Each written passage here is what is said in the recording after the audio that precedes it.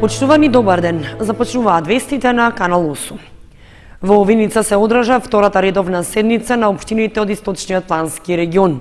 Дел од точките на кои се дискутираше беа финансискиот план за 2018 и акциониот план за спроведување на програмата за развој.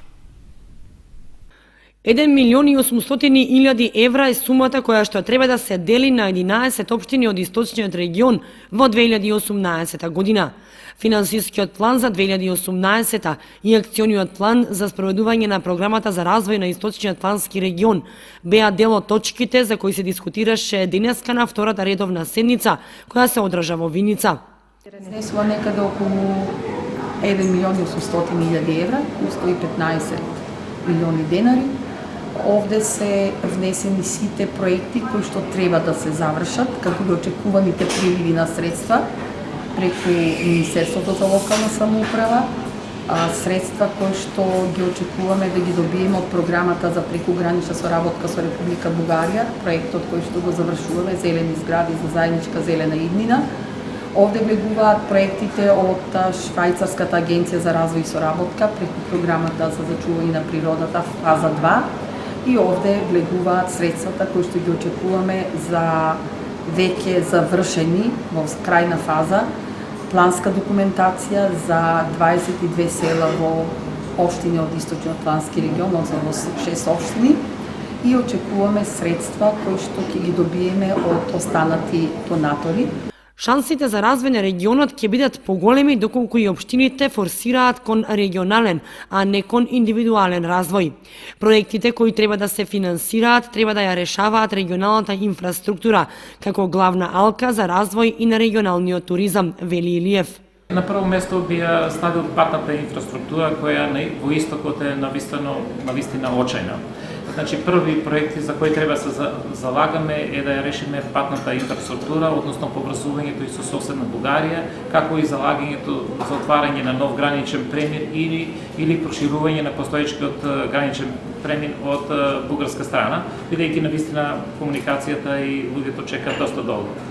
Понатаму, што се однесува до регионалниот економски развој, сметам дека една многу важна компонента е да му дадеме малку поголем акцент на туризмот, кој мислам дека во иднина треба да биде и двигател и движечка сила на овој регион. Имаме потенцијали кои поврзуваат повеќе општини. Пред се тука ќе напоменам дека е многу важно скијачкиот центар на Царев врв, кој што повеќе општини ќе најдат навистина, односно ќе добијат своји предности доколку успееме тој да го развие, бидејќи тука се поврзува Крива Паланка, понатаму Пробишти, Кочани, поранешните општини, да не збориме од што разлегуваат од општина Кочани, Чишиново, Облишево, Зрновци, понатаму Виница која е во непосредна близина и секако Каменица која исто гравитира во Собовието. Мислам дека стои една добра шанса пред нас со тоа што ако ги користиме и природните богатства покрај планинскиот туризам, да се посветиме и на развој на бањолошки туризам, односно изградба на спа центри, каде што Кочани, односно топлите води во Кочани, изобилуваат со добар квалитет и количина од 300 литри во секунда, кои можат да бидат една добра алтернатива за Сандански и сето она друго што го имат соседната земја, каде што голем дел од граѓаните ги користат тие услуги. Со една добра концентрација или посветеност од страна на сите нас, кои сме во Источно-планскиот регион, да делуваме, да действуваме во тој правец, мислам дека економскиот развој во иднина треба да го гледаме во делот на туризмот и мислам дека нашата шанса и потенцијали се големи. Ако на ова го додадеме и фактот дека со помош на Швајцарската амбасада целиот овој регион се прогласува како заштитен регион, кој изобилува со многу растенија, шумски цветиња, шумски дрва и птици кои се реткост веќе во поширокиот регион, тоа значи дека со една добар пристап и со една добра реклама надвор можеме регионот навистина добро да го подвижиме напред. На седницата беше заокружена реализацијата на проектот регулација на речното корито на Виничка река како прва фаза, а во 2018 општината според Димитров ќе добие изработка на документација за термоизолациона фасада на основното училиште Гоце Делчев. На еден месец пред локалните избори, општина Кочани набавила 24 нови лаптоп компјутери за потребите на Советот и за општинската администрација, зашто на тендерската постапка била постигната необично висока цена. Сомневањата во јавноста се дека станува збор за недомакинско и неодговорно финансиско работење, а што беше потврдено и на последната седница на Советот. Трошењето на парите на граѓаните од касата на општина Кочани било недомакинско и неодговорно, а една од постапките за купување компјутерска опрема е дискутабилна и сомнителна. Иако набавката е спроведена со јавен тендер и избрана е фирма која веќе ги испорачала бараните уреди, чудно е што тоа се случило непосредно пред одржувањето на локалните избори. Уште повеќе што е платена цена од над 1.500.000 денари, што е далеку повисока од пазарната. Поради ова, и од етички, но и од економски аспект, се поставува прашањето колку сето тоа било оправдано и неопходно. На последната седница на Советот, градоначалникот Илиев посочи дека општина Кочани е преполна со вишок компјутери на кои не може да им се најде вистинската намена. Месец дена пред промена на власта се купени 24 лаптопа, од кои ние 19 поделиме, 5 стојат во општината. Да ми каже некој што јас да правам со 5 лаптопи и што да правам со вашите 17, односно 19 кои се вратени од ваша страна, со право, бидејќи тие се купени со парите на граѓаните, од кои 2 се неисправни, 17 исправни и 5 нови лаптопи стојат во општината. Значи, трошењето на средствата на граѓаните било недомакински, неодговорно во секој поглед, загрижувачко. Грижа за Илиев треба да биде и прашањето зошто за 24 лаптоп компјутери и придружни уреди како рутери, печатачи и друга посетна опрема е постигната цена од околу 25.000 евра, ако се знае дека тие дури и во продавница чинат многу помалку. За моделот на лаптоп што е набавен, излегува дека треба да се платат не помалку од 50.000 денари. Сепак, краткиот преглед по интернет страниците на фирмите што нудат ваква опрема покажуваат од истиот или сличен модел се продава по цена од околу 14.000 денари, а заедно со инсталираниот оперативен систем Windows 10 не би требало да ја надмине сумата од 23.000 денари. Дополнително што при големи набавки продавачите даваат и поголеми попусти. Зошто на тендерот била избрана толку висока понуда, односно тендерската постапка не била поништена од страна на претходниот градоначалник, за сега нема одговор. Како што ниту сегашниот не знае зошто од општинската сметка ќе мора да ја плати набавката на толку многу компјутери што не знае што да ги прави, а кои по година-две ќе бидат застарени и безвредни модели.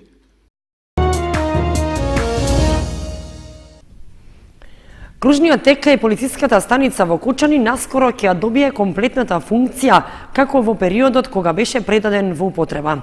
Со тоа до некаде ќе се растовари сообраќајниот метеж по главните улици, додека да се комплетира елаборатот кој треба подолгорочно да ја регулира сообраќајната инфраструктура. Наскоро кружниот тек кај полициската станица во Кочани ќе биде вратен во комплетна функција, односно возилата ќе можат да се движат двонасочно по улицата Кеј на Револуцијата. Иако за ова се уште нема официјална потврда од локалната самоуправа, сепак веќе била донесена одлука на ваков начин да се растовари сегашниот сообраќаен метеж во централното градско подрачје. Ова решение за сега е привремено, за да може да се обезбеди побрз проток на возилата и да се намали чекањето на крстосниците. Локалната власт останува на определбата да се изработи елаборат со кој ќе се бара по долгорочно уредување на режимот на сообраќајот, како и користењето на јавните паркинг места. За да се избегнат застоите во движењето на возилата по улицата Кеј на Револуцијата, по отворањето на кружниот тек се планира да се забрани паркирање од двете страни на коловозот, освен на веќе обележаните паркиралишта кај Центарот за култура и кај Централниот регистер. Според донесената одлука, оваа измена треба да се направи во најкраток можен рок, најверојатно околу Нова година, но сепак неопходно е претходно да се постави соодветна сообраќајна сигнализација за да нема забуни кај возачите. Измената на режимот на сообраќајот на централните улици во Кочани беше воведена на почетокот на февруари годинава, а мислењата во јавноста за незината исправност останаа поделени. Најголемите забелешки беа дека не се постигнал очекуваниот ефект за растоварување на метежот, туку дека возилата чекаат подолго пред да се вклучат или да го продолжат правецот на движењето на крстосниците. Граѓаните се шегуваат дека единствено во Кочани наместо кружен функционира полукружен тек, со што во прашање беше доведена и неговата изградба. Од понеделник па до четврток, 28 декември, во Центарот за култура Бели Мугри се одржуваат представите од традиционалниот новогодишен концерт на Основното музичко училиште Ристо Јуруков, настан кој што е еден од највпечатливите по повод Нова година.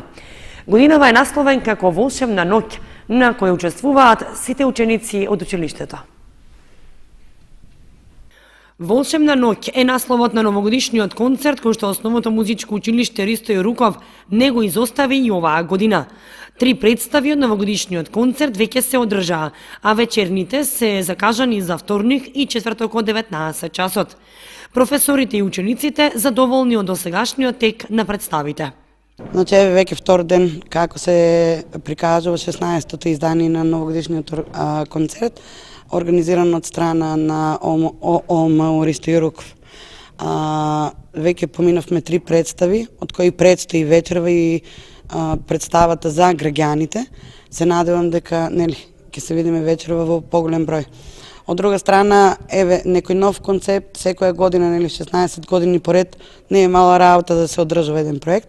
Меѓутоа, сакаме да бидеме достапни до публиката, сакаме да бидеме достапни до најмалите, до повозрастните, па така и оваа година имаме некои овогодишни хитови, имаме малку класика, имаме танго, се на се една шаренолика програма, која мислам дека ќе задоволи сите вкусови, како на децата, така и на возрастните.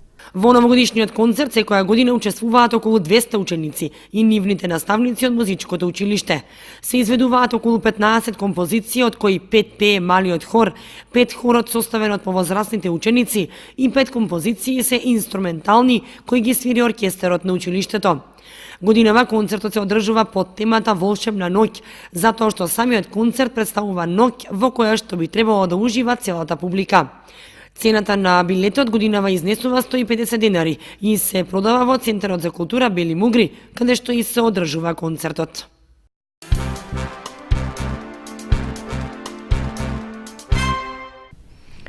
Десет компјутерски изработени дела или така наречени принтови се изложени во Центарот за култура Бели Мугри. Истите се дело на авторката од Турција Армаган Гукче Арслан, кои што јасно ја прикажуваат орнаментиката, која што е доминантна во турската култура. Изложбата е дел од проектот на Центарот за култура за преземање изложби. 10 дела од авторката, ликовниот уметник Армаган Гукче Арслан од Република Турција се изложени во Центарот за култура Бели Мугри. Станува збор за меѓународна изложба која што е резултат на директната соработка на Центарот за култура од Кочани со авторката на изложбата, како и со Домот на културата од Кавадарци. Станува збор за авторката Армаган Гукче Арслан, која што е доктор по уметност и која што професионално работи и го пренесува своето знаење и на Националниот универзитет во Истанбул, во Турција, така што еве едно освежување пред Нова година со кое што и заокружуваме проектот преземање изложби, да ја донесеме односно да ја прикажеме оваа изложба во која што се прикажуваат дела изработени преку компјутерска обработка, принтови кои што јасно ја прикажуваат орнаментиката која што е доста доминантна во турската култура, значи поготово во џамиите и така натаму, значи таа орнаментика представена на ликовен јазик преку чувствата и доживувањето на авторката. Армаган Гукче Арслан е родена во Турција. Средно училиште завршува во 1994 година, а во 1999 година дипломира на Факултетот за ликовна уметност, графички одел. Во 2007 година докторира на истиот универзитет. Работи како асистент од 2002 година на Републичкиот универзитет, а од 2002 до 2007 година во Универзитетот Хаситепе, доцент на Универзитетот во Газа, а од 2012 година како вореден професор за стручно образование на Универзитетот во Газа. Од 1999 година организира самостојни и групни изложби, како во матичната земја, така и надвор од неа, и воедно е учесник на многобројни меѓународни ликовни колонии. Вакви меѓународни соработки Центарот за култура од Кочани ќе продолжи во наредната 2018 година. Во библиотеката Искра во Кучани изложени делата кои што се дел од проектот Книгата патува во домот на секое дете. Целта на програмата е да се поттикне децата на читање книги заедно со своите родители и својата имагинација и креативност од читањето да ја пренесат на цртеж. Со проектот се поттикнуваат и родителите што повеќе време да поминат со своите деца. Во библиотеката Искра во Кочани беа изложени дела од проект програмата Книгата патува во домот на секое дете, која што започна паралелно со одбележувањето на неделата на детето. За реализација на програмата Кочанската библиотека Искра соработуваше со детската градинка Павлина Велјанова, а учесници беа децата од големите воспитни групи. Децата ја покажаа својата креативност и тоа што го читаа заедно со своите родители го представија на цртеж. Вкупно 141 учесник, кои што беа мотивирани да ја однесат книгата во својот дом, заеднички да ја читаат и разгледуваат со своите родители и своите импресии да ги постават на цртеж. Ние сме многу задоволни од крајните творби, затоа што децата биле многу креативни, инвентивни, цртежите се шарени, богати, истите се поставени во нашата библиотека и ги покануваме нашите граѓани да ја посетат изложбата. Ние веруваме дека родителите секојдневно ја прават таа активност, односно одвојуваат дел од своето слободно време колку тоа дозволува да поминат дел во читање со своите најмлади, затоа што тоа е основата на градење на една зрела и здрава личност. Затоа што истите ја посетуваат и нашата библиотека со своите најмили дечиња, бираат литература, ја носат дома, читаат и повторно редовно не посетуваат, ги следат нашите најнови детски изданија, со кои што можеме да се пофалиме, затоа што истите се во голем број и се следи најновата издавачка продукција во нашата средина и во нашата република. Кончовска Салтирова на крајот им посака на сите ученици своето слободно време да го поминуваат квалитетно, со релаксирање и читање на добра книга, како и многу успеси во новата 2018 година.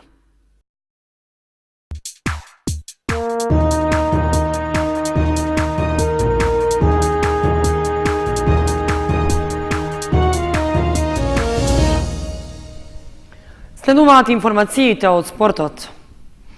На изборното годишно собрание на Џудо Федерацијата на Република Македонија, што се одржа во неделата во Скопје, избран е нов председател. На изборното собрание учествуваа и делегати од Кочанскиот џудо клуб Гладијатор, од каде за подпредседател е избран Гоце Ристевски, член на Кочанскиот клуб, а за член во надзорен одбор е избран Панче Едровски. Изборно годишно собрание на ниво на Џудо Федерација на Република Македонија се одржа во неделата во Скопје. Џудо клубот Гладијатор од Кочани имаше своји делегати, Гоце Ристевски и Борче Павлов, како генерален секретар на Џудо клубот Гладијатор. Меѓу другото, имаше избор за председател на Џудо Федерација на Македонија, каде што од вкупниот број на делегати со 25 гласа избран господинот Филип Иванов, кој што е стопанственик од Скопје и застана на чело на Џудо Федерацијата на Република Македонија.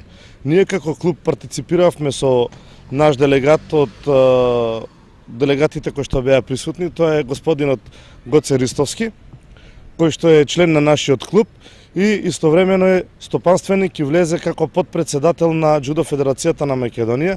Меѓу другото, по новиот закон има двајца подпредседатели, другиот подпредседател е Ивица Петров, кој што е адвокат од Скопје.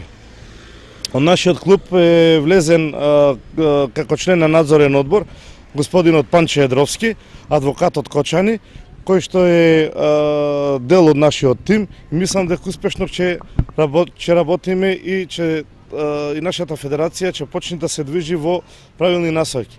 Овие промени едноставно било потребно да се случат, вели Шекеровски, бидејќи досега Џудо Федерацијата работела нетранспарентно.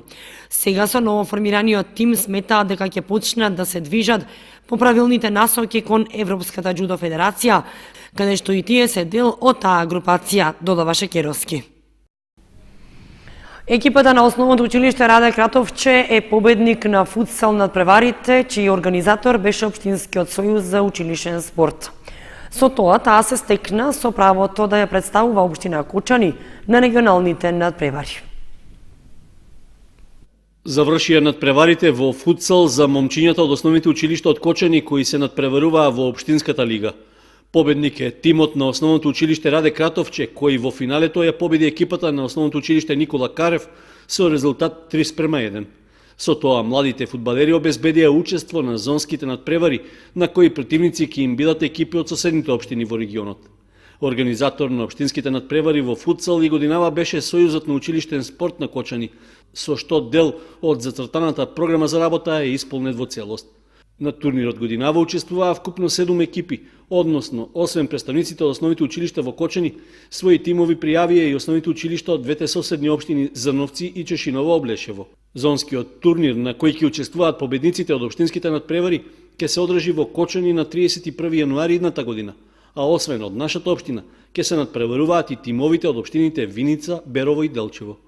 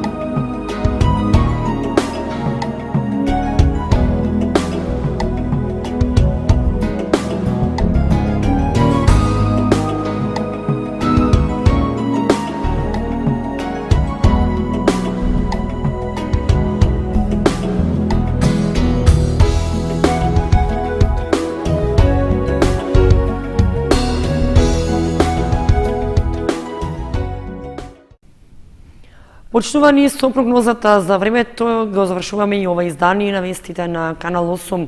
Ви посекуваме пријатна вечер. Довидување.